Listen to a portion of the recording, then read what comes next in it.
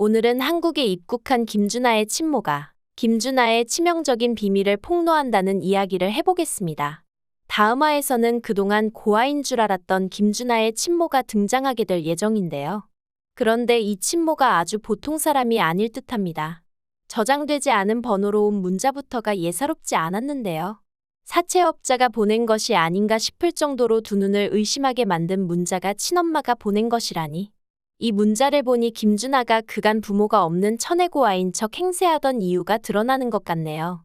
김준하의 부모는 장세진의 엄마 주화자보다 한술 더 뜨는 사람인 것 같습니다. 초반에는 주화자의 허영심이 강하고 사치스러운 모습만 강조가 되어서 은금실과 더불어 진짜가 나타났다의 최고 악역이었었지만 은금실과 주화자 두 명 모두 정과는 달라졌으니 이제 그 뒤를 이어 앞으로는 김준하의 엄마가 골칫거리가 될 것 같습니다. 그런데 김준하의 친모는 진짜 돈 뜯는 깡패와 다름이 없어 보이네요. 돈을 벌었으면 자신과 나누어야 한다니 상납금도 아니고 돈을 수금하러 한국까지 들어온 걸 보면 보통 지독한 사람이 아닌 것 같습니다.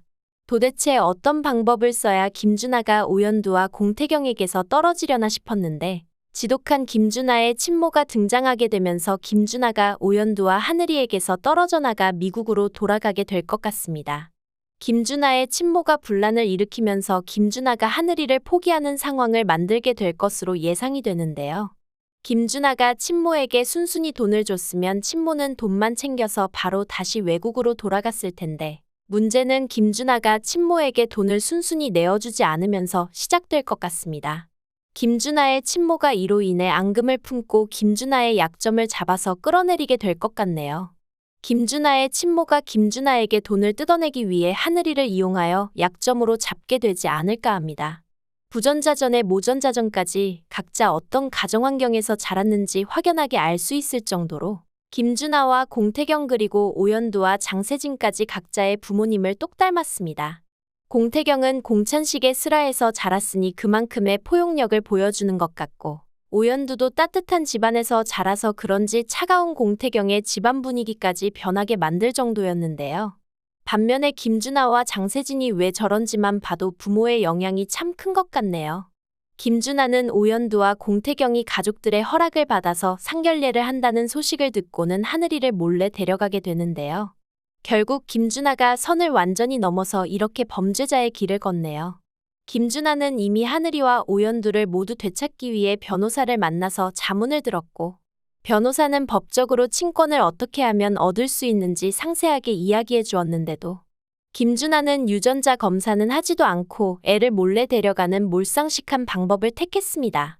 유전자 검사를 하지 못하는 이유라도 있는 것이 아닌가 의심이 되네요. 그리고 김준하가 하늘이를 키우겠다고 욕심을 내도 제대로 키울 수가 있을지 정말 염려스럽습니다. 애를 사랑하는 마음은 온데간데 없고 집착하는 마음뿐인데 혼자 육아를 하다 힘들다고 포기 선언을 하지는 않으면 다행이겠네요. 공태경이 잠도 못 자고 꾸벅꾸벅 졸면서 거실에 나와 애를 재우던 걸 생각하면 하늘이를 몰래 데려간 김준하가 공태경의 절반이라도 할 수 있을지 모르겠습니다. 심지어 애를 엄마한테서 몰래 데려갔으니 하늘이가 얼마나 놀랬을까요?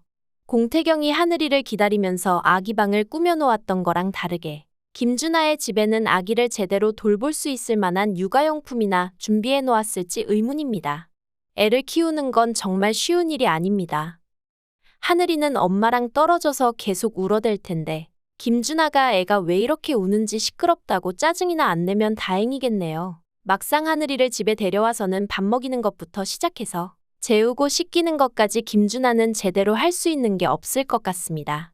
두 손 두 발 다 들고 애를 돌려주면 다행이겠지만 김준하는 보모를 써서라도 애를 돌려주지 않을 인간입니다. 육아도 돈으로 해결할 수 있다고 생각하겠죠.